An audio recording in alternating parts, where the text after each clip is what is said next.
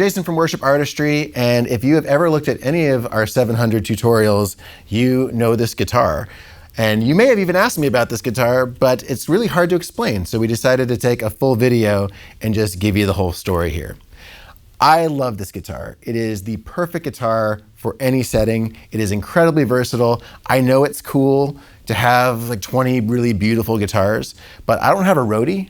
And so when I'm playing a set somewhere, I want something that I can get everything I need out of right there in one guitar, and this is that for me. So where did this come from?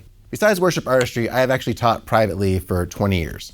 And one of my guitar students was named Earl, and he's a great guy, loved hanging out with him. Half the time we'd end up going along and just hanging out. And he would always ask me all kinds of questions and things about tone and guitars and, oh, you know, what's your favorite kind of guitar? What do you wish you had? Yeah, I always wanted a semi-hollow body Telecaster. I thought that would be really cool. I just thought they looked cool. I didn't even realize that they sounded any different.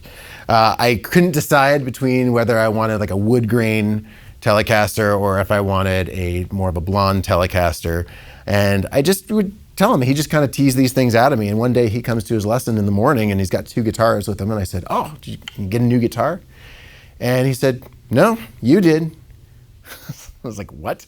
And he opens up the case and this beauty was sitting in there. And he had actually been taking notes, paying attention to what I wanted, and built me that exact guitar, even down to having a blonde color where the wood grain shows through. Okay, so let's just talk specs a little bit. I believe this is an alder body. This isn't a standard Telecaster body.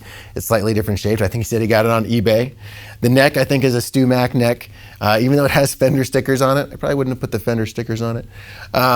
It's got locking tuners, which, you know, when somebody gives you something like this, there is always a concern of, man, is this even going to be playable? Is it going to stay in tune? You know, and this thing stays in tune great. I love it, and I think the locking tuners are a big part of that. Kind of went with more retro feel with the brass tuning saddles. One of my favorite things that he did was flip the switch plate. So every other time I've played a Telecaster where the pickup selector is over here, I get excited when I'm playing and the arm starts going and I end up switching my pickups. And if you have really different sounding pickups, it's a major problem. And so I never hit this because it's out of the way. These knobs, well, you know what? I'm gonna talk about those knobs later. And then the pickups are all Seymour Duncan. This is a Jerry Donahue bridge, Tele bridge pickup.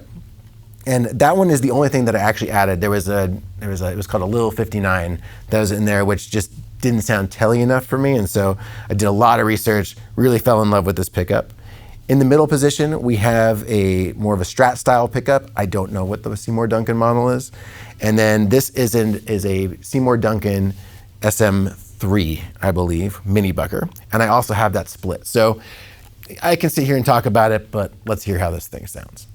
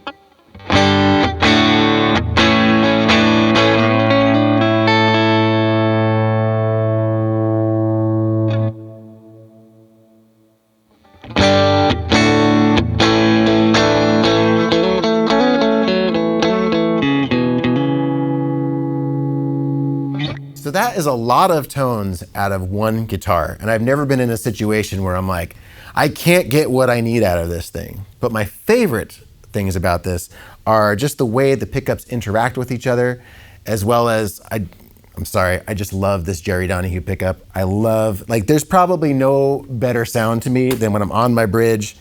I've got a little bit of drive on.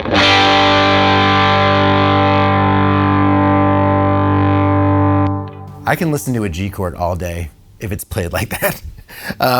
So I use that a lot of times just for big choruses, you know.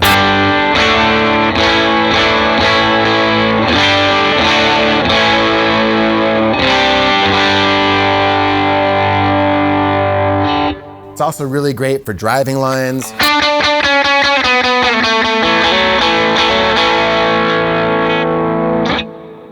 And then the other thing I really love is using this middle position, which is the bridge and the neck.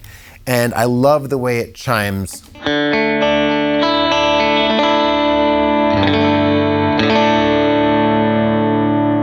And a lot of times I can just hang out in that position and just use it for an entire song.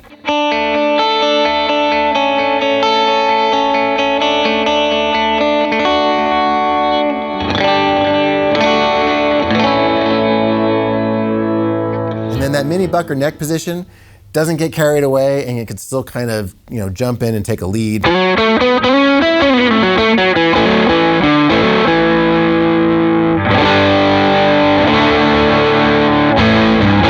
play some great lead.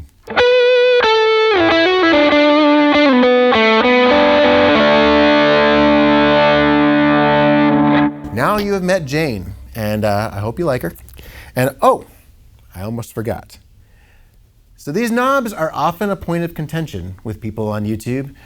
Even on our last video, we had a whole string of comments starting with, hey, what kind of knobs are those? And then somebody's like, I don't think there are knobs. And the guy's like, no, they're mini knobs. And then all of a sudden it was, well, if you've got a link to some mini knobs, please by all means share a link. And I'm gonna weigh in here and I'm just gonna tell you that it's actually a very technical thing. I don't have knobs on here. And the reason is because they kept falling off. And I got too lazy to put them back on. And the truth is, I love the tone of this guitar just dimed. I just keep everything at 10. So I don't really mess with it too much. But that is the mystery behind the no knobs. They're not mini knobs. They're no knobs. So overall, I absolutely love this guitar. I love the way it plays. I love the way it looks. I love the way it sounds. I love all its quirks. I especially love this pickup configuration. That bridge kills me every time. I have yet to try a Telecaster that I like better.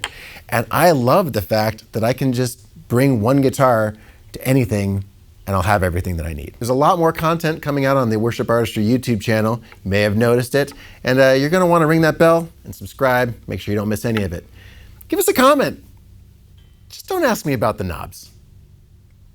You can ask me about the knobs if you want. I'll still answer, but yeah, subscribe.